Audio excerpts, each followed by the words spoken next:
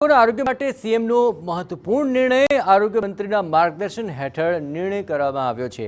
Cochlear implant બાદ processor બદલાવવાને લઈને નિર્ણય કરવામાં આવ્યો છે। જ્યાં કોક્લિયર ઇમ્પ્લાન્ટ બાદ પ્રોસેસરમાં ખામી હશે તો વિના મૂલ્યે બદલી અપાશે। પહેલા લાભાર્થીઓ પાસેથી 10% રકમ લેવામાં આવતી હતી।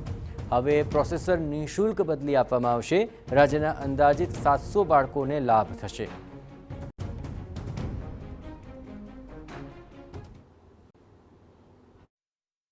જે અત્યારે લગભગ આ વર્ષે 700 જેટલા બાળકોને 1365 આવા બાળકો આઈડેન્ટિફાઈ થયા છે।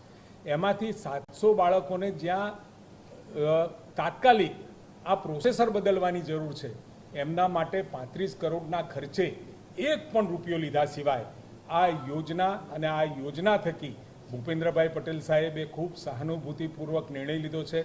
5 લાખ રૂપિયા સુધીનો જે ખર્ચો પ્રોસેસરનો થાય છે એક પણ રૂપિયો લીધા વગર ફરીથી એને પ્રોસેસર બદલી આપવાનો નિર્ણય કરવામાં